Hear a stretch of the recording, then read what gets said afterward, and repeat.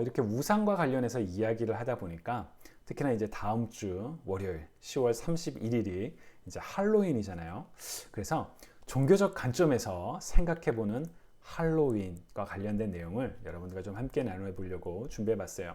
사실 이 내용은 제가 이제 몇 년 전에도 이제 그리스도인들에게 할로윈이란 이런 주제로 하여금 여러분들과 함께 나눴던 내용인데요. 큰 내용은 비슷합니다. 그러나 이제 조금 다르게 좀 약간 수정한 부분이 있어서 다시 한번 내용을 정리해 봤습니다. 자, 할로윈. 여러분 한국에서도 무슨 영어 유치원, 영어 학원을 중심으로 이 할로윈 행사를 굉장히 크게 많이 한다라고 들었어요. 자, 이 할로윈의 기원이 어디서부터 시작이 됐을까요? 보통 크게 두 가지를 얘기하는데요.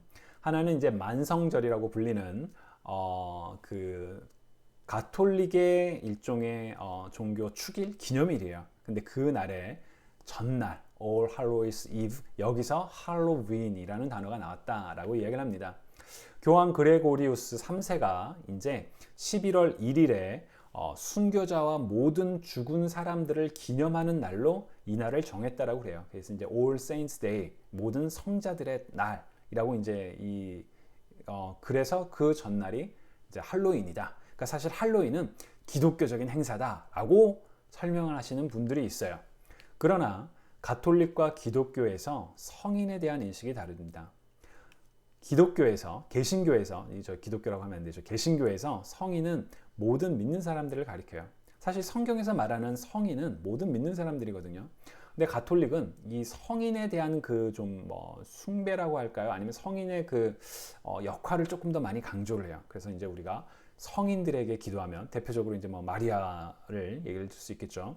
그러면 그분이 우리의 기도를 대신 들어주신다. 이런 식으로까지 이야기를 하는데 가톨릭에서 그렇게 성인들을 기념하는 날이 있으니까 우리 개신교도 이 날이 기독교적이라고 생각할 수 있어요.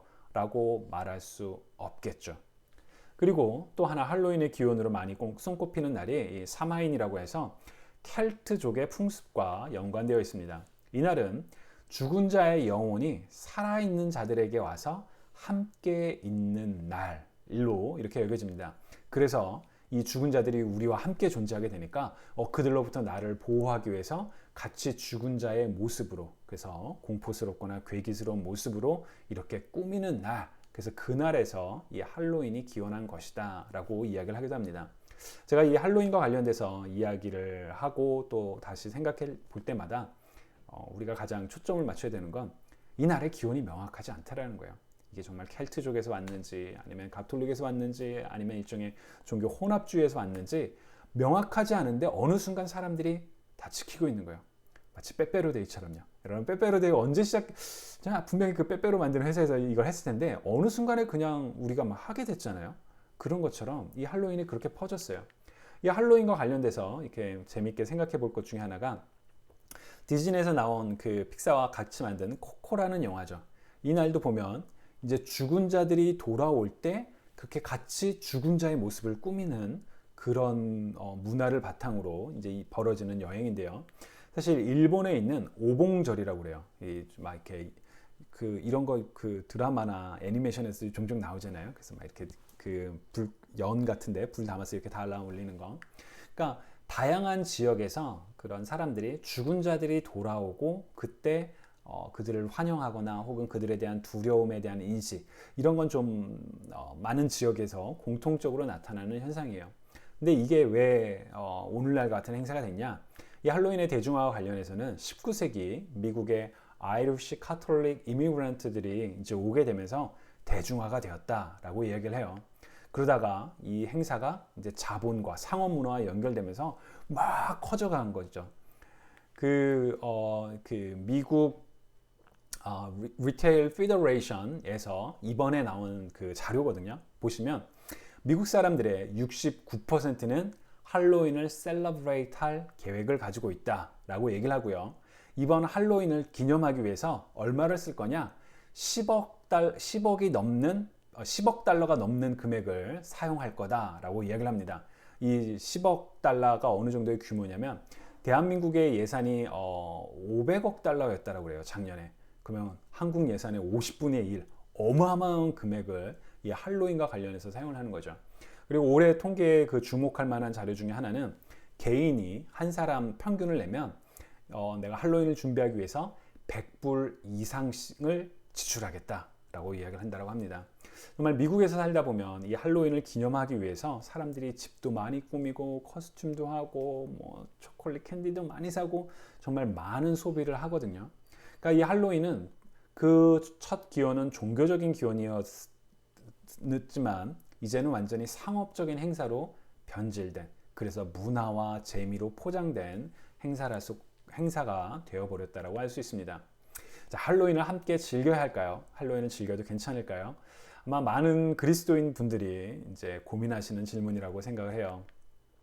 제가 이번에 여러분 기묘한 이야기, Stranger Things라는 미국 드라마 혹시 보신 적 있나요? 제가 이제 그거를 좀 봤었는데 거기에 보면 저 4명의 주인공들이 이제 고스트버스터 이제 그 복장을 하고 들고 있는 저 백이 그 사탕 받는 그 백들이에요.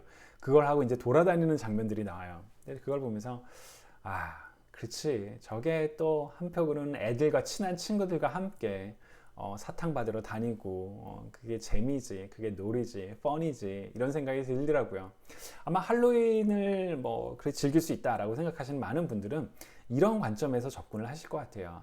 그게 All Saints Day에서 나왔건 혹은 켈트족의 사마인에서 나왔건 그게 중요한 게 아니라 그냥 재미로 하는 건데 그게 무슨 상관이야 라고 생각을 하실 거라고 생각합니다.